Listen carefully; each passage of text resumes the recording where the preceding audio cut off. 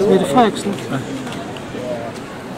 Det varmer så meget at se så mange mennesker sammen.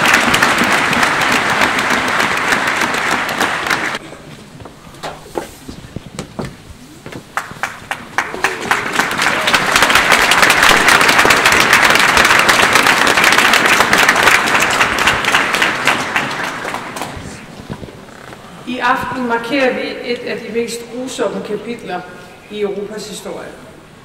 En nat, der fik sit navn efter glasskårene fra tusindvis af smadrede ruder. En nat, hvor hadet løb frit i gaderne, uskyldige mennesker blev dræbt, endnu flere blev arresteret og sendt mod korsetlejre. En nat, hvor selve Europa gik i stykker. I aften, der samles vi for at mindes ofrene, og for i fællesskab at markere, at historien aldrig må gentage sig.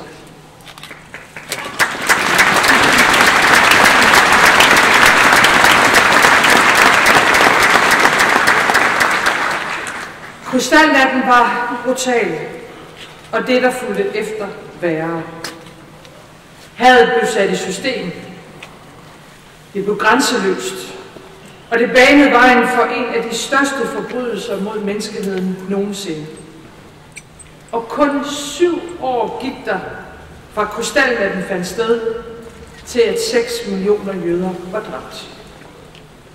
Fra smædekampagner til forfølgelse, fra smadrede ruder, der blev til systematisk udryddelse, mens det store flertal forholdt sig stille og passivt, tavst lod det ske.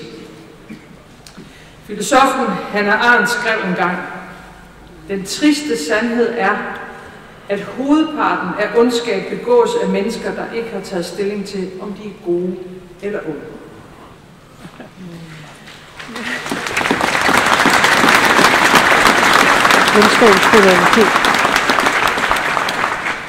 Vi har alle sammen et ansvar. Et ansvar for ikke at glemme, hvad fortiden skal lære os. Et ansvar for ikke at forblive tavse, men for at sige fra. Et ansvar, som ikke handler om etnicitet eller religion. Et ansvar, vi har, fordi vi er mennesker. Og i aften, der løfter vi det ansvar her i gaden.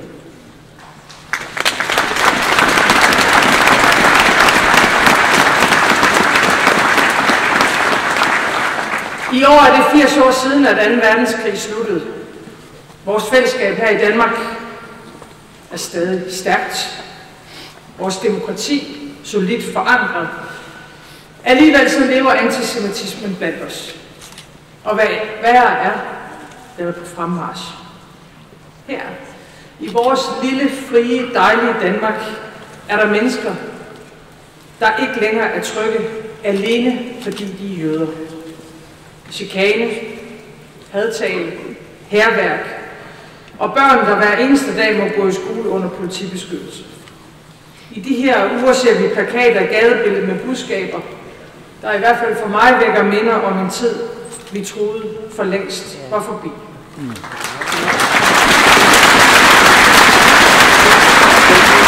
Det var ikke for langt mere. Hør.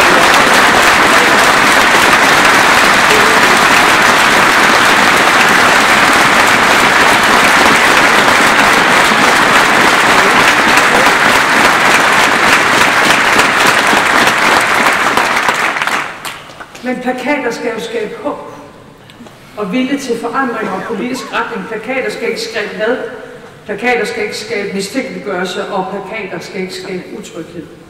Og jeg kan ikke udtrykke stærkt nok, hvor udansk jeg synes, det er.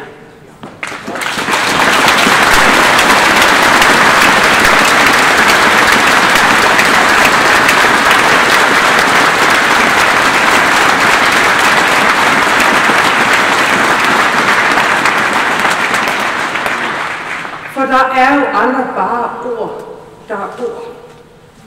Ord skaber virkelighed. Ord kan splitte os, men ord kan også samle os. Og lad mig sige det meget, meget klart. Kære jøder i Danmark, i mere end 400 år har I været en uadskillelig del af vores samfund. I hører hjemme her, og I skal til al evighed kunne leve i tryghed her.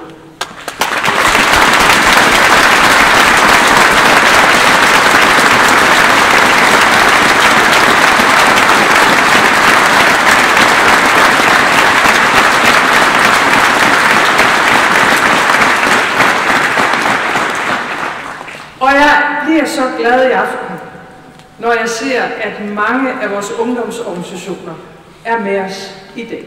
En ny generation tænder i aften lys for det jødiske folk i Danmark. En ny generation,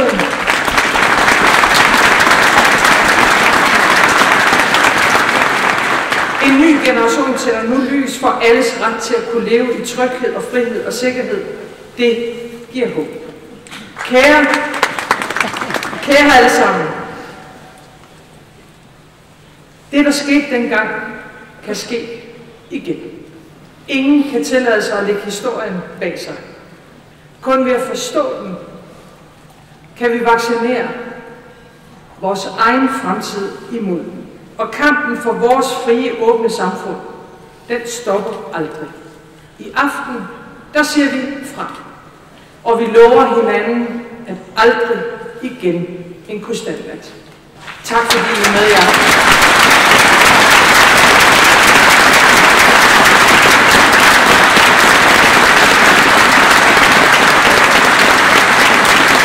Så kan du få en mere, altså, det er meget stærkt tilkendegivelse. Ja, det må man sige.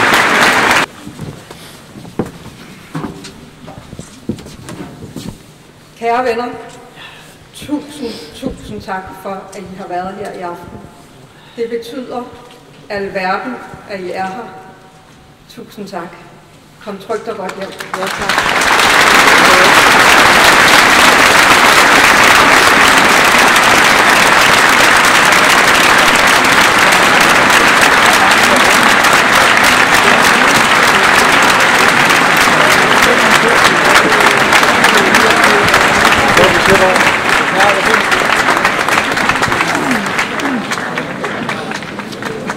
Det var da et meget godt arrangement.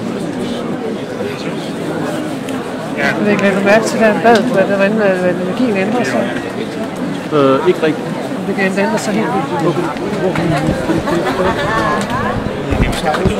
Prøv at se, hvad billedet